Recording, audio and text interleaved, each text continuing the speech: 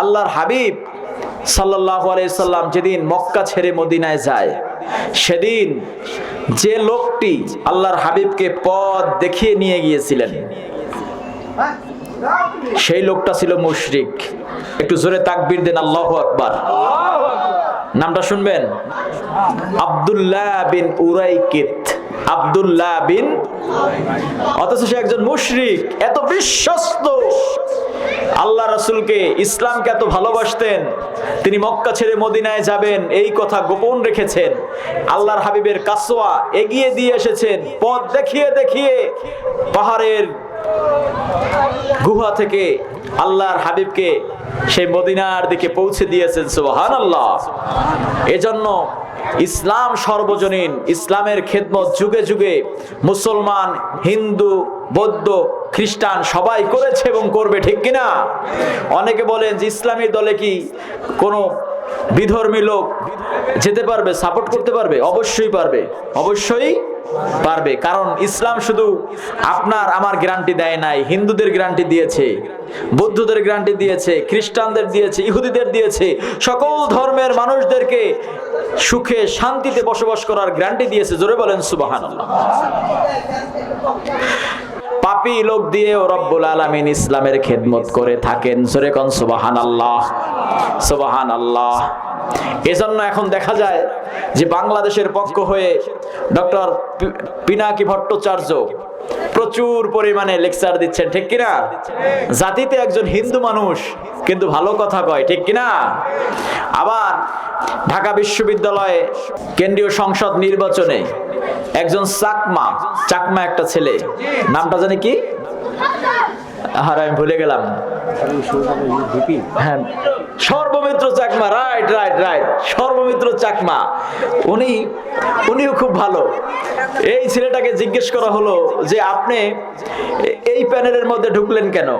কয় আমি চিন্তা করলাম একটা ডান একটা বাম, তো আমি বামে যাওয়ার কি দরকার, যেহেতু যেতেই হবে তখন ডানেই যাই। যেরকম সুবহানাল্লাহ। আবার যদি ইসলামের প্রথম যুগে ফিরে যাই, আপনি দেখবেন আবু তালিব মুসলমান ছিলেন, মুসলমান হন নাই, কিন্তু বিশ্বনবীকে জীবন আর যৌবন আর সমস্ত সম্পদ দিয়ে দিনের নবী বিশ্বনবীকে সহযোগিতা করেছে। এজন্য বিশ্বনবী বলেছিলেন মুহাম্মদ আবু তালেবের কাছে ঋণী হয়ে আছে। আল্লাহর নবীকে এত উপকার করেছে, হেল্প করেছে, যা কেউ কখনো করতে সক্ষম হবে না। সুবহানাল্লাহ, সুবহানাল্লাহ। আর আমরা মুসলমান হয়ে ইসলামের খেদমত করতে পারি না, কপালটা একেবারে পুড়ে গেছে, ঠিক কিনা? কপালটা বড়ই খারাপ যে আমরা চারিদিকে ইসলামের জয়ধ্বনি শোনা যাচ্ছে, এখনো এই দলে আমরা শামিল হতে পারি নাই। বেগম খালেদা জিয়ার নাম শুনছেন সবাই? 90 দশকে যাদের জন্ম, তারা তো জন্মের পরে বেগম খালেদা জিয়ারই নাম শুনছে, ঠিক কিনা? তিনি সর্বজনীন নেতৃত্বে পরিণত হয়েছে। তার ব্যক্তিগত লাইফস্টাইল যেমনই হোক না কেন, এটা নিয়ে আমরা আলোচনা সমালোচনা করি না, কিন্তু তিনি কখনো ইসলামের বিরুদ্ধে কথা বলেন নাই, কখনো আলেমদের বিরুদ্ধে কথা বলেন নাই, কখনো তিনি তার নিজের দলের তো দূরের কথা, অন্য দলের লোকদেরকে খোসা দিয়ে কখনো কথা বলেন নাই, ঠিক কিনা? যে কারণে গতকালকে তার জানাজা হলো, সেই জানাজায় লক্ষ লক্ষ লোক হয়েছে, আমিও গিয়েছিলাম, এত মানুষ সেখানে উপস্থিত হয়েছে। এজন্য এমন জীবন তুমি করিবে গঠন, মরিলে হাসিবে তুমি, কাঁদিবে ভুবন, ঠিক কিনা? এমন জীবন গঠন করতে হবে। আমাদের রাজনীতিবিদ যারা আমাদের দেশে আছে, সবার উপরে চলে গেছে আমাদের দেশনেত্রী, সাবেক তিনবারের প্রধানমন্ত্রী বেগম খালেদা জিয়া। তার সেই সামান্যটুকু আদর্শ যদি আমাদের দেশের নেতা নেত্রীরা গ্রহণ করে, তাতেও দেশে শান্তি আসবে, ঠিক কিনা?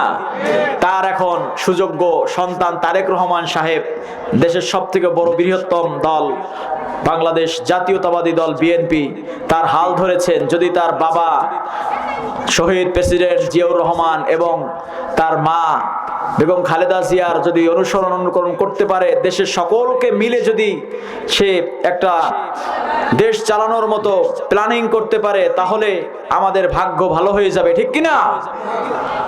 ভালো কাজ করতে হবে, ভালো কাজ ছাড়া কোনো মূল্য নাই। সম্মানিত ভাইরা, আল্লাহর হাবিব সাল্লাল্লাহু আলাইহি সাল্লাম যেদিন মক্কা ছেড়ে মদিনায় যায়, সেদিন যে লোকটি আল্লাহর হাবিবকে পথ দেখিয়ে নিয়ে গিয়েছিলেন, সেই লোকটা ছিল মুশরিক। একটু জোরে তাকবীর দেন, আল্লাহু আকবার। নামটা শুনবেন, আব্দুল্লাহ বিন উরাইকিত। আব্দুল্লাহ বিন, অথচ সে একজন মুশরিক। এত বিশ্বস্ত, আল্লাহ রাসূলকে, ইসলামকে এত ভালোবাসতেন, তিনি মক্কা ছেড়ে মদিনায় যাবেন এই কথা গোপন রেখেছেন। আল্লাহর হাবিবের কাসওয়া এগিয়ে দিয়ে এসেছেন, পথ দেখিয়ে দেখিয়ে পাহাড়ের গুহা থেকে আল্লাহর হাবিবকে সেই মদিনার দিকে পৌঁছে দিয়েছেন। সুবহানাল্লাহ। এজন্য ইসলাম সর্বজনীন, ইসলামের খেদমত যুগে যুগে মুসলমান, হিন্দু, বৌদ্ধ, খ্রিস্টান সবাই করেছে এবং করবে, ঠিক কিনা? অনেকে বলেন যে ইসলামী দলে কি কোনো বিধর্মী লোক যেতে পারবে, সাপোর্ট করতে পারবে? অবশ্যই পারবে, অবশ্যই পারবে। কারণ ইসলাম শুধু আপনার আমার গ্যারান্টি দেয় নাই, হিন্দুদের গ্যারান্টি দিয়েছে, বৌদ্ধদের গ্যারান্টি দিয়েছে, খ্রিস্টানদের দিয়েছে, ইহুদিদের দিয়েছে, সকল ধর্মের মানুষদেরকে সুখে শান্তিতে বসবাস করার গ্যারান্টি দিয়েছে। জোরে বলেন সুবহানাল্লাহ। এজন্য একজন সাহাবী বিশ্বনবীকে প্রশ্ন করলেন, ও নবী, আমার প্রতিবেশী একজন মুসলিম আর একজন হিন্দু, কিন্তু হিন্দু লোকটির ঘর আমার ঘরের কাছাকাছি, তো আমার থেকে ভালো আচরণ পাওয়ার সবচেয়ে বেশি হকদার কে? আল্লাহর হাবিব বললেন, যার ঘর আগে ওই ব্যক্তি তোমার কাছে সর্বগ্রে ভালো ব্যবহার পাবে। সুবহানাল্লাহ। যার ঘর আগে, সে হিন্দু হোক, বৌদ্ধ হোক, খ্রিস্টান হোক, সেই তোমার প্রথম প্রতিবেশী। সুবহানাল্লাহ। আবার নারীদেরকে বললেন, নারীরা শোনো, তোমরা যখন তরকারি রান্না করবে, তরকারির ভিতরে একটু পানি বেশি দিও, যাতে করে তোমার প্রতিবেশী কেউ এসে যেন ফেরত না যায়। সুবহানাল্লাহ। তার সোশ্যাল লাইফ, তা হচ্ছে তার সামাজিক জীবন। আরবিতে বলা হয় ফি হায়াতিল ইজতিমাইয়া। বিশ্বনবীর দুইটি দিক জীবনের, একটা হলো সোশ্যাল লাইফ আর একটা হলো স্পিরিচুয়াল লাইফ, সামাজিক জীবন আর আধ্যাত্মিক জীবন। সামাজিক জীবনে বিশ্বনবী খেতেন, বাজারে যেতেন, বিশ্বনবী বিয়ে করছেন কিনা, ঘর সংসার ছিল, সন্তানও ছিল, বিশ্বনবী রাষ্ট্র পরিচালনা করেছেন। জোরে কোন সুবহানাল্লাহ। পৃথিবীর সমস্ত নবীরা নেতা ছিলেন, অনুসারীরা ছিলেন তার কর্মী, ঠিক কিনা? যে সমস্ত নবীদেরকে তার কর্মীরা সাহায্য করেছে, ওই সমস্ত নবীরা দেশে দেশে ইসলাম প্রতিষ্ঠিত করতে পেরেছে। আর যে সমস্ত নবীদেরকে তার সাথীরা সাহায্য করে নাই, ওখানে শরীয়ত প্রতিষ্ঠিত হয় নাই। বিশ্ব নবীকে জান দিয়ে, পরাণ দিয়ে, জীবন দিয়ে, যৌবন দিয়ে সাহাবায়ে কেরাম যখন তাকে সাহায্য করেছিল, তখন তিনি মদিনার মতো একটা ইসলামিক রাষ্ট্র প্রতিষ্ঠা করতে পেরেছেন, ঠিক কিনা? এই আমাদের মতো শীতের রাত, তখন মক্কার কুরাইশ সম্প্রদায় মদিনাকে আক্রমণ করবে। আল্লাহর হাবিব বললেন, হযরত সালমান আল ফারসি রাদিয়াল্লাহু তাআলা আনহুর পরামর্শে, যাও মদিনার তিন ধারে পরীক্ষা খনন করো। তো প্রচন্ড শীত, আমাদের দেশের চেয়ে আরব দেশের শীত বেশি না কম? বেশি। তাপমাত্রা যখন হয় তখন হয়ে যায় 54-55 ডিগ্রি পর্যন্ত, আর এখন বর্তমানে মাইনাস, মানে নিচের দিকে চলে এসেছে। তো তখন আরো বেশি ছিল। আল্লাহর হাবিব ভোরবেলা তিনি দেখতে বের হলেন যে সাহাবীরা কেমন খাল খনন করে, একটু দেখি। তো গিয়ে দেখলেন পেট লেগে গেছে, নাসাই শরীফের বর্ণনা। আল্লাহর হাবিব নিজেও মাটি কাটলেন। উদ্দেশ্য কি? দিন কায়েম করা। উদ্দেশ্য কি? দিন কায়েম করতে হবে, ইসলামকে প্রতিষ্ঠিত করতে হবে। কারণ আল্লাহ রাব্বুল আলামিন চান একদল মুজাহিদ আল্লাহর জমিনে আল্লাহর দ্বীনকে বিজয় রূপে আত্মপ্রকাশ করার জন্য। তিনি একদল মুজাহিদ চান, আর তিনি চান আল্লাহর জমিনে আল্লাহর দ্বীন প্রতিষ্ঠিত হোক। আল্লাহর নবী সেটি করার জন্য বের হয়ে গেলেন। ভোরবেলা গিয়ে দেখলেন যে তাদের পেটে ভাত নাই। আল্লাহর হাবিব নিজেও তিনি একটা চাদর পেঁচিয়ে গিয়েছেন, একটা কাপড় দিয়ে পেটে একটা পাথর বেঁধে রেখেছেন। কেন রেখেছেন? ক্ষুধার যন্ত্রণায়। আল্লাহর হাবিব সাহাবীদের এই অবস্থা দেখে বললেন, আল্লাহুম্মা লা আইশা ইল্লাল আইশাল আখিরা ফাগফিরিল আনসার ওয়াল মুহাজির। ও আল্লাহ, এই দুনিয়ার সুখ কোনো সুখ নয়, প্রকৃত সুখ হলো আখিরাতের সুখ। ও আল্লাহ, আমার মুহাজির আর আনসারদেরকে তুমি মাফ করে দাও।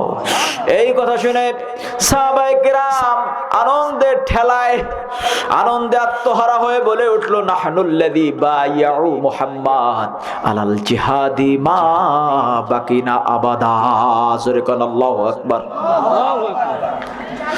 ও নবী, কি এমন কথা বললেন? আমরা তো ততদিন পর্যন্ত আপনার সাথে আছি, আপনার সাথে জিহাদ করে যাব, আপনার হাতে প্রমিস করলাম, প্রতিজ্ঞাবদ্ধ হলাম। ও নবী, আমাদের চোখের পাতা যতদিন পর্যন্ত লড়ে ততদিন পর্যন্ত জিহাদ করেই যাব। সুবহানাল্লাহ, সুবহানাল্লাহ। বিশ্ব নবীর এই অবস্থা, এই কথা শোনার পরে সাহাবায়ে কেরাম আনন্দে আত্মহারা হয়ে গেলেন। হযরতে জাবের তাকিয়ে দেখলেন বিশ্বনবী যখন হাত উঠিয়েছেন উপরের দিকে মাটি বহন করছেন, পেট বের হয়ে গেছে পাথর, চোখ কপালে উঠে গেছে। বাড়িতে গিয়ে বললেন, ওগো প্রিয়তমা কোথায় আছো? বিশ্বনবী ক্ষুধার যাতনায় পেটে পাথর বেঁধেছে, ঘরে যদি কোনো খাবার থাকে তৈরি করো। এই কথা বলে ফিরে এসে আল্লাহর হাবিবকে কানে কানে বললেন, ও নবী, কেউ দেখে নাই, আমি দেখেছি দুজাহানের বাদশা ক্ষুধার যন্ত্রণায় পেটে পাথর বেঁধে আছে, সহ্য করতে পারি না গো নবী, দুপুরবেলা আপনি আমার বাড়িতে খাবেন। আল্লাহর হাবিব একটা পাথরের উপরে উঠে দাঁড়িয়ে বললেন, ও সাহাবীরা শোনো শোনো, জাবের তোমাদের জন্য খানার ব্যবস্থা করেছে। সাহাবী ছিল প্রায় 1600-1700। সুবহানাল্লাহ। জাবের শুনে আরো অবাক, বিপদে পড়ে গেছে। নবীর জন্য তৈরি করেছি, এত মানুষকে কিভাবে খাওয়াবো? এরপরে আল্লাহর হাবিব বললেন, চিন্তা করো না জাবের, খাবার তৈরি করো, একটা কাপড় দিয়ে ঢেকে দাও, বিসমিল্লাহ করে বিসমিল্লাহ বলে উঠাতে থাকবে, সবাইকে দিতে থাকবে। একে একে করে দিতে লাগলো, খেতে খেতে সবাই খেয়ে শেষ করলো, তারপরেও খাবার ফুরালো না। সুবহানাল্লাহ। আজ যদি আমরা দ্বীনের জন্য, ইসলামের জন্য আমাদের জীবন, আমাদের সম্পদকে কোরবানি করে দিতে পারি, তাহলে সেই সাহাবীদের যুগের মতো আমাদেরকে রব্বুল আলামিন সেই অলৌকিক ক্ষমতা বলে আমাদেরকে খাওয়াবেন, আমাদেরকে লালন পালন করবেন, আমাদেরকে বিজয়ের ঝান্ডা হাতে তুলে দেবেন, ঠিক কিনা? আল্লাহর হাবিব সাল্লাল্লাহু আলাইহি ওয়াসাল্লাম সমাজ সংস্কারের কাজ করতেন। কি করে মানুষ ভালো থাকবে, কি করে তার উম্মতেরা ভালো থাকবে, এজন্য নিজে না খেয়ে উম্মতকে খাওয়াইতেন, মুখের খাবার বাহির করে খাওয়াইতেন, নিজে খান নাই, উম্মতদেরকে খাওয়াইছেন। নিজে কখনো কাউকে একটা গালিও দেন নাই, মিথ্যা কথাও বলেন নাই, কখনো কাউকে একটা খোসা দিয়েও কথা বলেন নাই। আল্লাহর হাবিব যখন দেখলেন সমাজে অন্যায় অত্যাচার ভরে গেছে, মানুষ মানুষকে হত্যা করে বিনা কারণে আছে না নাই, আল্লাহর হাবিব বলেছেন, ইয়ারফাউ ফীহাল ইলম ওয়া ইয়াকসারু ফীহাল হারাজ। ইলম উঠে যাবে, হত্যা বেড়ে যাবে। ওসমান হাদিকে হত্যা করা হলো, ঠিক কিনা? আল্লাহর হাবিব বলেছে, এমন একটা সময় আসবে, এমন একটা সময় আসবে, ইসবিহুর রাজুলা মুমিনা ওয়া ইউমসি কাফিরা, মানুষ সকালবেলা মুমিন থাকবে, সন্ধ্যাবেলা কাফের হয়ে যাবে। ওয়া ইসবিহুর রাজুলা ওয়া ইউমসি কাফির, যখন সন্ধ্যা হয় মুমিন থাকে, রাত পেরোতে না পেরোতে সকালবেলা ওই লোকটি কাফের হয়ে যায়। এমনটি কেন হবে? আল্লাহর হাবিব ব্যাখ্যা করে বুঝালেন, ইয়াবিউ আহাদুহুম দীনাহু বিআরদিম মিনাদ দুনিয়া, মানুষ দুনিয়ার বিনিময়ে আখিরাতকে বিক্রি করে দেবে। নাউজুবিল্লাহ। উলাইকাল্লাযীনা ইশতারাবুদ দালালাতা বিল হুদা, ওরা হেদায়েতের পরিবর্তে গোমরাহি কিনে নিয়েছে। আজকে দুনিয়ার স্বার্থের জন্য, মেম্বার, চেয়ারম্যান, এসপি, ডিসি হওয়ার জন্য, বড়লোক হওয়ার জন্য আমরা কত মিথ্যার আশ্রয় নিচ্ছি, ঠিক কিনা? আমাদের আখিরাত বরবাদ হয়ে যাচ্ছে, শেষ হয়ে যাচ্ছে। কিছুদিন আগেও যে নাস্তিক ছিল না, এখন সে নাস্তিক, ইসলামের বিরুদ্ধে নানান কথা বলে, ঠিক কিনা? আছে না নাই? আল্লাহর হাবিব মনে হয় যেন দেখে দেখে বলছেন। হাদিসের পাতায় রাসূলকে দেখা যায়, মনে হয় যেন রাসূল ধরে ধরে বলছে, খবরদার ওই দলের যেও না, ওই ধরনের লোক হয়েও না। সকালবেলা ইমানদার, সন্ধ্যা হতে না হতে সে কাফের হয়ে যাবে। দুনিয়ার স্বার্থে, দুনিয়ার কারণে মানুষ হত্যা করবে, হত্যা বেড়ে যাবে। হত্যাকারী জানবে না কেন তাকে হত্যা করলাম, আর যে মারা গেল সেও জানবে না কেন আমাকে হত্যা করা হলো। এমন পরিবেশ চলছে কিনা বলেন? কন্টাক্ট করছে, এরপরে মেরে দিয়েছে। সে জানেও না লোকটা কত ভালো, লোকটা দেশের একটা সম্পদ, কিন্তু টাকা পেয়েছে, পিছন থেকে একটা গুলি করে দিয়েছে, ঠিক কিনা? ইমানদারদের মর্যাদা তুমি কমাতে পারবে না। সমাজ সংস্কারের কাজ যারা করে, ন্যায় ইনসাফের কাজ যারা করে, ভালোর পক্ষে যারা কাজ করে, তাদের নাম আসমানে ঘোষণা করা হয়। আসমান ছড়িয়ে পড়ে, সাত আসমান ছড়িয়ে যায়, জমিনেও তার সুনাম সুখ্যাতি ছড়িয়ে পড়ে। আসমানে ঘোষণা করা হয়, রব্বুল আলামিন বলেন, জমিনের ওই ব্যক্তিকে আমি ভালোবাসি, ও ফেরেশতারা তোমরাও ভালোবাসো। ফেরেশতাদেরকে বলা হয়, জমিনবাসীদেরকে খবর দাও, তারাও যেন ওসমান হাদিকে ভালোবাসে। এক জুমায় ওসমান হাদিকে হত্যা করা, গুলি করা হলো, আর এক জুমায় দুনিয়া থেকে চলে গেল। এক সপ্তাহ শুধু বাংলাদেশ নয়, বাংলা ভাষাভাষী থেকে শুরু করে দুনিয়ার আনাচে কানাচে যত মানুষ ছিল, এমন ভাবে হাদিকে নিয়ে অ্যানালাইসিস করেছে, প্রত্যেকের কলিজার মধ্যে হাদির প্রতি প্রেম ভালোবাসা ঢুকে গিয়েছে।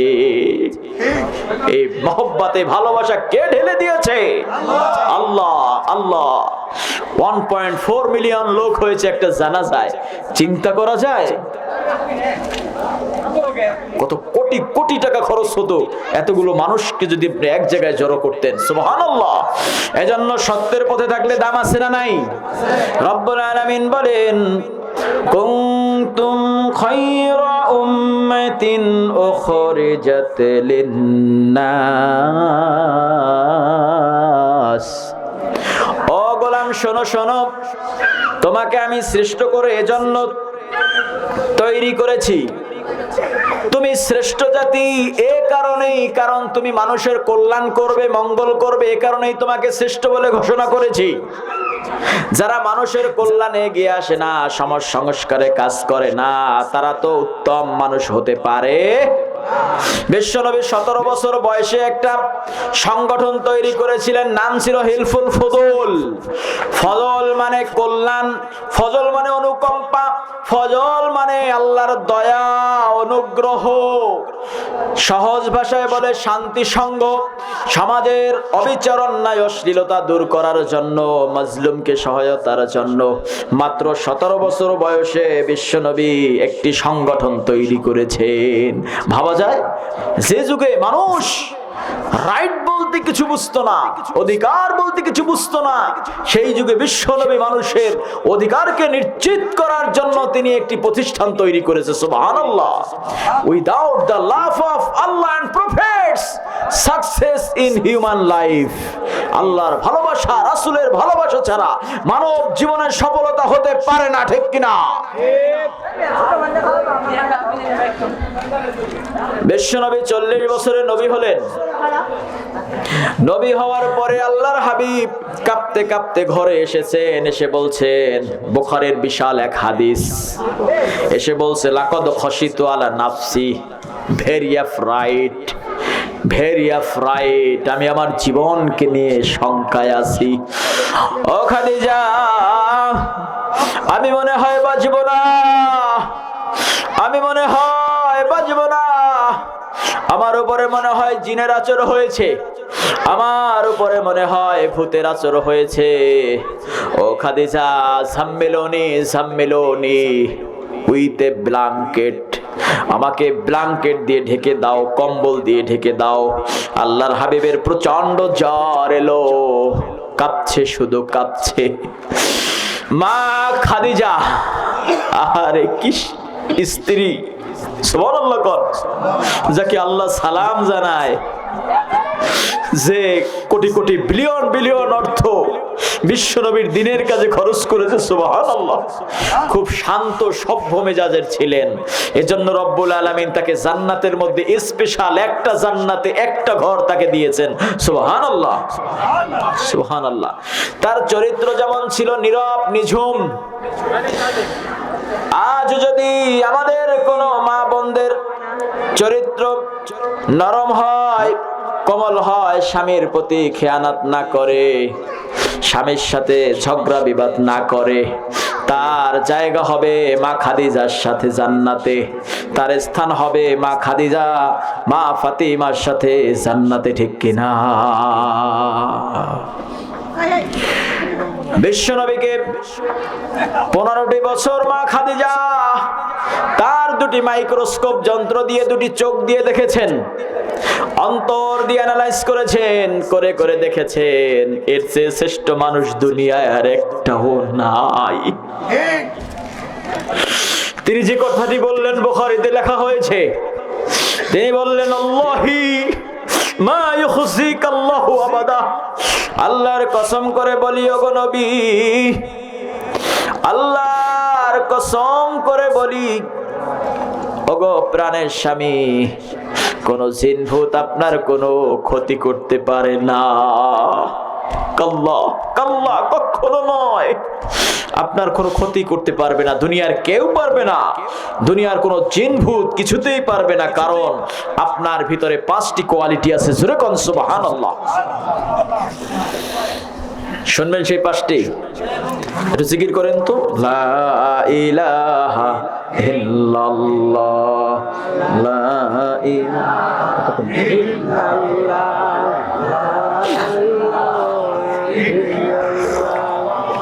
লা ইলাহা ইল্লাল্লাহ মুহাম্মাদুর রাসূলুল্লাহ। জোরে বলেন সাল্লাল্লাহু। ইন্নাকা লাতাসিলুর রাহমা, আপনি আত্মীয়তার সম্পর্ক বজায় রাখেন। পয়েন্ট নাম্বার 1, আত্মীয়তার সম্পর্ক বজায় রাখতে হবে কিনা? টাকা পয়সা হয়েছে, এখন আর আপন ভাইকেও চেনে না, বোনকে চেনে না, বাড়ির মানুষকে চেনে না, পাড়া প্রতিবেশীকে চেনে না, আছে না নাই? এমনকি মা বাবার খোঁজ রাখে না। জোরে কোন নাউজুবিল্লাহ। মা বাবার কথা যেহেতু আসলো, মা বাবা অনেকের নাই, অনেকের আছে। যাদের আছে, ছেলে ছেলে যদি কারো থাকে, শীতকাল আসলে কয়, বাবা আমার জন্য জুতা, আমার জন্য নতুন পোশাক, আমার জন্য টুপি এনে দাও, মোজা এনে দাও, শীতের জ্যাকেট এনে দাও। একটা প্ল্যানিং থাকে কিনা? বৃদ্ধ মা আছে, বাবা আছে, তার জন্য প্ল্যানিং করতে হবে। কতকাল আগে একটা কম্বল দিয়েছিলেন, শীতের কাঁথা দিয়েছিলেন, লেপ দিয়েছিলেন, ছিদ্র হয়ে গেছে, সার পোকায় ভরে গেছে। কবে একটা জ্যাকেট কিনে দিয়েছিলেন, রং নাই, ময়লায় ঠান্ডা হয়ে থাকে, রাতের বেলায় হুকুর করে কাশতে থাকে, গরম পানি দেওয়ার মতো কেউ নাই, ওষুধ খাওয়ানোর মতো নাই, আছে না নাই এমন মানুষ? নিজের ঘরে আরামসে ঘুমিয়ে থাকে, কিন্তু মা বাবা শীতের রজনীতে থরথর করে কাঁপতে থাকে, কিন্তু সন্তানদেরকে বলে না। জিজ্ঞেস করলে বলে না, ঠিকই তো আছি, ভালোই আছি, সন্তানের টাকা খরচ হবে না। না, মায়ের দিকে বাবার দিকে তাকিয়ে বুঝে নিও তার কি প্রয়োজন আছে। আল্লাহর কসম, মার বাবার জন্য যা খরচ করবা মক্কায় গিয়েও সেই জিনিস পাবা না। এত সওয়াব পাবা, এত সওয়াব পাবা, রব্বুল আলামিন তোমার সব কাজে খুশি হয়ে যাবে, গায়েব থেকে তোমাকে রিজিক দান করবেন। আর যদি মা বাবাকে কষ্ট দাও, খবর না রাখো, এই শীতের দিনে আর্থ্রাইটিস আছে, ব্রঙ্কাইটিস আছে, অ্যাজমা, হাঁপানি আছে, গ্যাস্ট্রিকের সমস্যা হয়, বাতরকে আক্রান্ত হয়ে যায় মা বাবা, তাদেরকে এক পাতা গ্যাস্ট্রিকের ট্যাবলেট দেওয়ার মতো এমন জঘন্য ছেলেও এমনও আছে, খুঁজে পাওয়া যায় না, ঠিক কিনা? এক পাতা গ্যাস্ট্রিকের ট্যাবলেটও কিনে দেয় না। এরা যত নামাজ পড়ুক, যত রোজা রাখুক, আসমান পর্যন্ত এই নামাজ রোজা ওঠে না। নাউজুবিল্লাহ। এজন্য ভাইরা আমার, বন্ধুরা আমার, শীত যখন আসবে, মায়ের জন্য বাবার জন্য একটা প্ল্যানিং থাকবে, কিছু বাজেট থাকবে, ভালো কাপড় আছে তারপরেও কিনে দিতে হবে। আমি যেটা করি, আমার মা নাই, বাবা আছে, কপালে মায়ের খেদমত জোটে নাই, আগেই মা দুনিয়া থেকে চলে গেছে, কিন্তু বাবা আছে, আমি যতবার জুব্বা বানাই ততবার আমার বাবার জন্য বানিয়ে দেই। আপনারাও করবেন। তাদের দোয়া যদি একবার নিতে পারেন, তাহলে আপনাদের কপাল খুলে যাবে, দুনিয়া আখেরাতে দুজাহানে আপনারা ধন্য হয়ে যাবেন। একটা তাকবীর দিন, আল্লাহু আকবার। সম্মানিত ভাইরা, যুবক ভাইরা, মা বাবার দিকে খেয়াল রাখবেন। বিশ্বনবী যুবকদের নিয়ে যে সংগঠন তৈরি করেছিলেন, সেই সংগঠনের বর্ণনা করতে গিয়ে বলছি, বিশ্বনবী প্রথম 5টি কাজের যেটি করতেন, ইন্নাকা লাতাসিলুর রিহমা, আত্মীয়তার সম্পর্ক বজায় রাখতেন। আত্মীয়তার সম্পর্ক আরশের সাথে ঝুলানো আছে। যদি কেউ কর্তন করে, রেহেমের সাথে, রেহেম রহমানের সাথে, আল্লাহর সাথে সম্পর্কিত। যদি কেউ সম্পর্ক ছিন্ন করে, তখন ওই রহমান বলে, রব্বুল আলামিন তুমিও তার সাথে সম্পর্ক ছিন্ন করো, কারণ ওই ব্যক্তি আত্মীয়তার সম্পর্ক ছিন্ন করেছে। এজন্য আত্মীয়তার সম্পর্ক ছিন্ন করতে কষ্ট হবে। একটা প্রচলিত কথা আছে, সেই তো আমার সাথে ভালো ব্যবহার করে না, আমি কেন করব না। বিশ্বনবীকে অনেক কষ্ট দিত মানুষে, কিন্তু তিনি কাউকে কষ্ট দেন নাই। যদি আপনার এমন আচরণ হয়, তাহলে আপনাকেও কোনো জিনভূত ক্ষতি করতে পারবে না, কোনো বিপদ আপনাকে ধরবে না। ইন্নাকা লাতাসিলুর রিহমা ওয়া তাহমিলুল কুল্লাহ, ক্ষুধার্তকে খানা খাওয়ায়, ওয়া তাকসিবুল মাদুম, দুর্বলকে সাহায্য করে। যারা সমাজে দুর্বল, অবহেলিত, তাদেরকে সাহায্য করার দরকার আছে না নাই? আছে। তাদেরকে সাহায্য করবেন। ওয়াতাকসিবুল মাদুম ওয়াতাওয়ানু আলান নাওয়াইবিল হাক্কি, যারা সত্যের পক্ষে আছে, যারা ইসলামের পক্ষে আছে, যারা দ্বীনের পক্ষে আছে, তাদেরকে যারা সহযোগিতা করে, তাদের কোনো ক্ষয় নাই, লয় নাই, ধ্বংস নাই, তারা বিজয়ী, তারাই চূড়ান্ত বিজয় লাভ করবে। ও নবী, আপনি এই 5টি কাজ করেন, আপনাকে কোনো জিন ভূত ক্ষতি করতে পারে না। সুবহানাল্লাহ, সুবহানাল্লাহি ওয়া বিহামদিহি। সম্মানিত যুবক ভাইরা, আপনাদেরকেও একটা হেল্পফুল ফুজুল থাকা দরকার, আপনাদেরও একটি শান্তি সঙ্গ থাকা দরকার, একটি কল্যাণের সংগঠন থাকা দরকার, যেখান থেকে যুবক ভাইরা সমাজের কাজগুলো আঞ্জাম দিবে। কেউ যদি মারা যায়, যুবকেরা কবর খনন করতে যাবে না বৃদ্ধরা যাবে? কেউ যদি মারা যায়, যুবকেরা কাপড় আনতে যায়, বাঁশ কাটতে যায়, ঠিক কিনা? গোসলের ব্যবস্থা করে, কবরে নামায়, খাটলা নিয়া কাঁধে করে চলে যায় কবরের স্থানে। কাজগুলো কে করে? কে করে? যুবকেরা করে। এজন্য যুবকদেরকে মহব্বত করার দরকার আছে না নাই? যুবকদের নাকে ফুল, কানে দুল, প্যান্ট ফাঁসা থেকে নিচে নেমে গেছে দেখেই রাগ হওয়া যাবে না, ঠিক কিনা? রাগ হওয়ার কিছুই নাই, বোঝাতে হবে। অনেক মানুষ তো এমনও আছে যারা মসজিদে শিশু বাচ্চারা গেলেও চোখ রাঙানি দেয়, আছে না নাই? চোখ রাঙানি দেওয়া যাবে? তুরস্কের মসজিদে মসজিদে লেখা আছে, মসজিদের পিছনের কাতার থেকে যদি বাচ্চাদের আওয়াজ না শোনা যায় তাহলে বুঝতে হবে আগামী প্রজন্ম সব বেনামাজি। ওয়ান ক্লাসের ছাত্র যদি না থাকে টুর ক্লাসে কই পাবে? টুর ক্লাসে ছাত্র না থাকলে থ্রির ক্লাসে কি থাকে বলেন? বাচ্চারা যদি নামাজিদের সামনে থেকে দৌড়িয়ে যায় তাতে কোনো নামাজির ক্ষতি নাই, বলেন আল্লাহু আকবার। শিশুরা, বাচ্চারা যদি আপনার ঘাড়ে ওঠে, কাঁধে ওঠে, কোলে ওঠে তাহলেও আপনার নামাজের কোনো ক্ষতি হবে না। বিশ্বনবী খুতবা দিতেছিলেন, হযরত হাসান রাদিয়াল্লাহু তাআলা আনহু এসেছে। বিশ্বনবী খুতবার মঞ্চ থেকে নেমে হযরত হাসানকে কোলে তুলে নিলেন, চুমু দিলেন, এরপরে খুতবা শুরু করলেন। সুবহানাল্লাহ। আবার আল্লাহর হাবিব নামাজ পড়তেছিলেন, সিজদায় গেছেন। সিজদায় গিয়ে বিশ্বনবী আর ওঠে না, সাহাবায়ে কেরামও আর ওঠে না। কি ব্যাপার, কি হলো, এত সময় যায় কেন? বিশাল ঘন্টার পর ঘন্টা চলে যাচ্ছে। সাহাবায়ে কেরাম ভাবতে লাগলেন বিশ্বনবীর কি হলো। অনেকক্ষণ পর যখন উঠলেন, ও নবী এত লম্বা সিজদা কেন দিলেন? কেন দিলেন? কেন দিলেন? এত লম্বা সিজদা হলো কেন নবী? আল্লাহর হাবিব বললেন, আমি যখন সিজদায় গেলাম, সিজদায় যাওয়ার পরে দেখলাম হুসাইন আমার পিঠের উপরে উঠে বসে পড়েছে। সুবহানাল্লাহ। হুসাইন আর নামে না, নামে না। হুসাইনও নামে না, আমিও মাথা উঠাতে পারি না। জিবরাইল এসে কয়, ও নবী মুহাম্মদুর রাসূলুল্লাহ, খবরদার সিজদা থেকে মাথা উঠাবেন না যতক্ষণ পর্যন্ত হোসাইনের ইচ্ছা থাকবে আপনার পিঠের উপরে। যখন নামবে তারপরে আপনি সিজদা থেকে মাথা উঠাবেন। সুবহানাল্লাহ, সুবহানাল্লাহ। আর বাচ্চারা মসজিদে যাবে আর আপনারা হাত ধরে বের করে দেবেন, তাই না? বরং আরো চকলেট নিয়ে যাবেন, চকলেট পকেটে কিছু চকলেট নিয়ে যাবেন। বাচ্চাদেরকে নামাজে আনার জন্য ফাঁকে ফাঁকে চকলেট দিবেন, পকেটে কিছু চকলেট রাখবেন যাতে করে ওরা মসজিদমুখী হয়।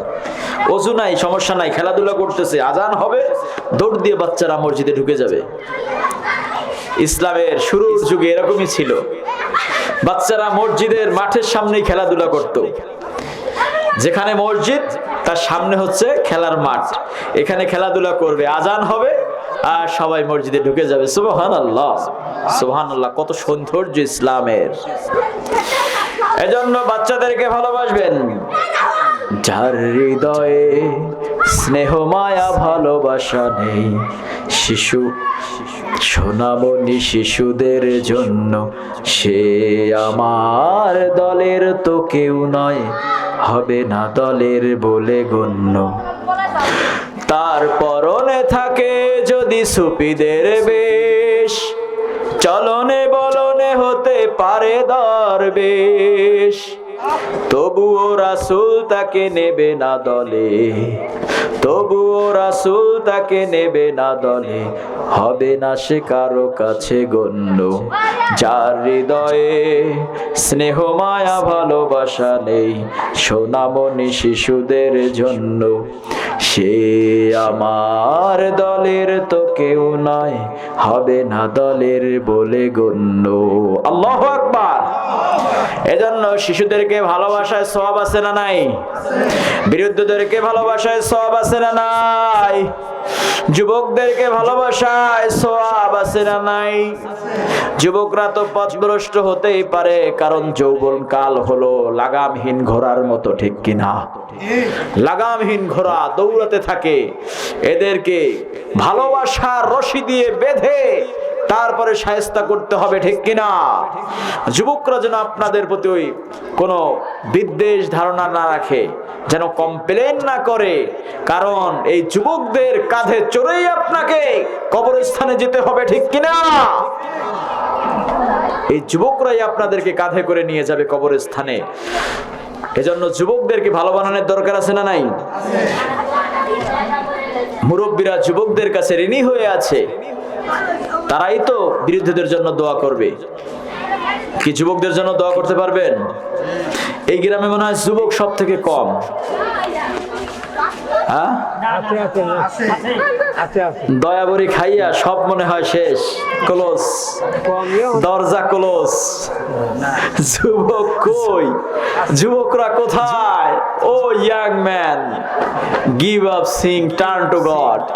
পাপ ছেড়ে দাও, আল্লাহর দিকে ফিরে আসো। তোমার মতো কত যুবক, দেখো দেখো, তোমার মতো কত যুবক ওই কবরস্থানে ঘুমিয়ে আছে। তাদের স্বপ্ন, তাদের আশা মৃত্যু নামের সেই স্টিম রোলার পূরণ করতে দেয় নাই। এজন্য যুবক, তোমার জন্যই তো ওয়াজ। হযরত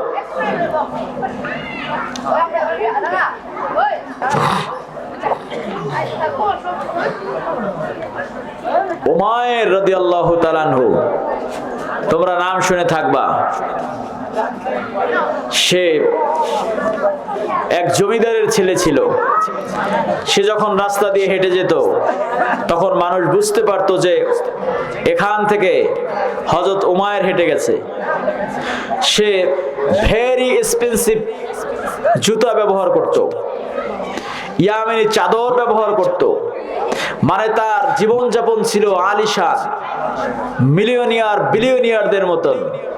কিন্তু যখন বিশ্বনবীর সেই সত্যের দাওয়াত পেলেন, তখন তিনি ইসলাম গ্রহণ করলেন। তার মা তাকে তেজ্য পুত্র করলো। মার সাথে মাঝে মাঝে ফাইটও হতো, ঝগড়া হতো, কিন্তু মাকে ছেড়ে দিয়েছেন, ইসলাম আর ইসলামের নবীকে ছেড়ে দেন নাই। সুবহানাল্লাহ, সুবহানাল্লাহ। যুবক ভাইয়েরা, যুবকদের মর্যাদা হলো, আল্লাহর হাবিব বলেছেন, মাকিল বিন ইয়াসার রাদিয়াল্লাহু তাআলা আনহু থেকে বর্ণিত, আল ইবাদাতু কাল হিজরাতি ইলাইয়া। যুবকরা যখন ইবাদত করে, ও ইবাদতের এতটা ওজন, এতটা সওয়াব, এতটা ভারী হয়। নবীর ইবাদত করলে যে সওয়াব হয়, নবীদের ইবাদত কাদের? নবীদের ইবাদতে যে সওয়াব হয়, নবীদের ইবাদতে যে কল্যাণ সাধিত হয়, আসমান থেকে বারাকা নাজিল হয়। যুবকরা যদি যৌবনে ইবাদত করে, তাদেরও ওই নবীদের আমলের 46 ভাগের 1 ভাগ কল্যাণ তাদের সাধিত হয়ে যায়। সুবহানাল্লাহ। জান্নাতে আমি একা যাব না তো ভাই, তোমাকেও জান্নাতি দলে নিতে চাই, ঠিক কিনা? এখনো যারা পায়নি দাওয়াত কোরআনের এই মিছিলে, শুনিয়ে দেই চলো সত্যবাণী, পথ বাতলে দেই আমলে, শুনিয়ে দেই চলো সত্যবাণী, পথ বাতলিয়ে দেই আমলে। জান্নাতে আমি একা যাব না গো ভাই, তোমাকেও জান্নাতি দলে নিতে চাই। কি একা একা জান্নাতে যেতে চান তো সবাই নাকি? না যুবকদেরও নিতে চান? ভাগে কম পড়বে? এক একজনের জান্নাত কয়টা? 10 দুনিয়ার সমান। সুবহানাল্লাহ, 10 দুনিয়ার সমান। তাহলে আমাদের কোনো লস আছে? সালাতে আসো যদি প্রতি আজানে, জেনে রেখো এলে তুমি ফুল বাগানে, সালাতে আসো যদি প্রতি আজানে, জেনে রেখো এলে তুমি ফুল বাগানে, যে বাগে রহম ঝরে হয় রোশনাই। শুধু তাই, শুধু তাই, শুধু তাই, তোমাকেও জান্নাতি দলে নিতে চাই। জান্নাতে আমি একা যাব না গো ভাই, তোমাকেও জান্নাতে দলে নিতে চাই। কি যুবকদের জান্নাতি দলে নেওয়া যাবে তো? জান্নাতি দলে আছেন তো সবাই? এর জন্য আমাদের আইডল কে? লাকাদ কানা লাকুম ফি রাসূলিল্লাহি উসওয়াতুন হাসানাহ। Indeed, in the messenger, good example to follow. এর জন্য আমাদেরকে ফলো করতে হবে বিশ্ব নবীকে। যে আলোচনাগুলো করলাম বিশ্বনবীর জীবনী থেকে যদি আমরা আমল করতে পারি, তাহলে সাহাবীদের মতো আমাদের জীবন আলোকিত হয়ে যাবে, ঠিক কিনা? রব্বুল আলামিন আমাদেরকে যেন আল্লাহ রাসূলের সুন্নাহর অনুসরণ করে আলোকিত জীবন নিয়ে যেন রবের দরবারে ফিরে যেতে পারি, সেই তৌফিক দান করেন। সবাই পড়ুন আমিন। ওমা তৌফিক ইল্লা বিল্লাহ। আসসালামু আলাইকুম ওয়া রাহমাতুল্লাহি ওয়া বারাকাতুহু।